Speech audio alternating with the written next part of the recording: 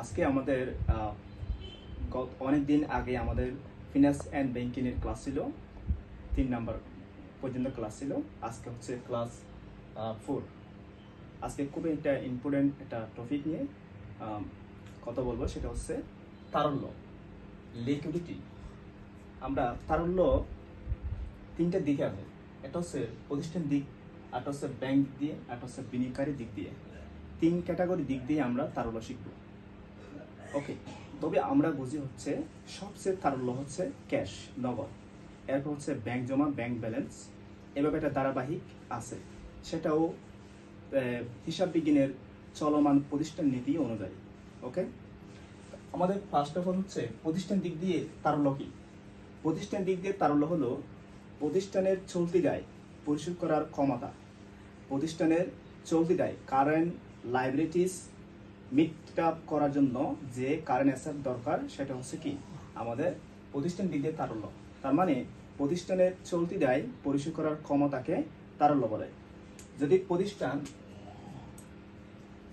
চলতি দায় পরিশোধ করতে না পারে, তখন তাদের কি হচ্ছে বিজনেস রিস্ক সৃষ্টি হবে।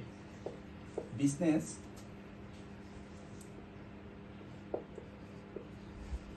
রিস্ক সৃষ্টি হবে। তো বিজনেস রিস্ক কখন হবে? যদি প্রতিষ্ঠানের চলতি দায় বা পরিচালন ব্যয় পরিশোধ করার অক্ষমতা থাকে, তখন বিজনেস রিস্ক সৃষ্টি হবে। দেন হলো ব্যাংক দিক দিয়ে।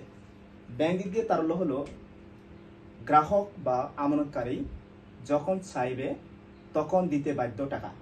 আমাদের যে বিভিন্ন নোট আছে, যেমন নোটের মধ্যে লেখা আছে চাহিদা মাত্র দিতে বাধ্য। তার মানে আমানতকারী বা গ্রাহক চাহিদা মাত্র অর্থ পরিশোধ করার ক্ষমতাকে বলা হয় তারল্য ব্যাংক দিক দিয়ে। যদি ব্যাংক গ্রাহকের টাকা টাইমলি না দিতে পারে, সেক্ষেত্রে এক পর্যায়ে গিয়ে ফাইন্যান্সিয়াল ডিস্টেন্স সৃষ্টি হবে। এরপর হবে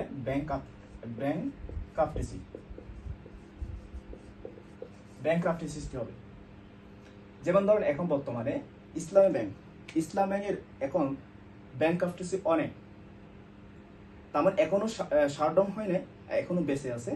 অনেক ব্যাংক আছে এখন কি অনেক কি ফাইন্যান্সিয়াল ডিস্ট্রেস আছে এবং কি ব্যাংকরাপ্টির মধ্যে আছে। কেন? তারা গ্রাহকের টাকা, আমার নিজে অ্যাকাউন্টে টাকা ছিল, সেখানে আমি টাকা তুলতে পারি না। 2000 টাকা চাইলে আমি তুলতে পারি না। কেন? তাদের টাকা নাই। গ্রাহক যখন চাইছে তখন দিতে পারে নাই। এটাকে বলা হয় ব্যাংক দিক দিয়ে তারল্য। দেন হলো বিনিয়োগকারীর দিক দিয়ে তারল্য। বিনিয়োগকারীর বিনিয়োগিত অর্থ সহজে নগদে রূপান্তর করতে না পারা, তাকে বলা হয় কি বিনিয়োগকারীর দিক দিয়ে তারল্য। একজন বিনিয়োগকারী, একজন ইনভেস্টর যখন বিনিয়োগ করবে, সে বিনিয়োগের টাকাটা যখন নগদে কনভার্ট করতে পারবে না, তখন সৃষ্টি হবে তারল্য। যখন তারল্য সৃষ্টি হবে, তখন তার ক্ষেত্রে লিকুইডিটি রিস্ক সৃষ্টি হবে। লিকুইডিটি রিস্ক, তারল্য ঝুঁকি সৃষ্টি হবে। তারল্য ঝুঁকি সৃষ্টি হলে তার বিনিয়োগ টাকাটা যখন আসবে না, কনভার্ট হবে নগদে, তখন তার ফিউচার সেই ইনভেস্ট করতে সক্ষম হবে না, কারণ তার হাতে অ্যাভেলেবেল টাকা থাকবে না। সো 3 ক্যাটাগরি তারল্য, এই 3 ক্যাটাগরির তারল্য খুবই খুবই ইম্পর্টেন্ট। আমরা কোন দিকে কোন ক্যাটাগরি দিক দিয়ে আমরা তারল্য বলবো, সেটা আজকে আমি আলোচনা করব।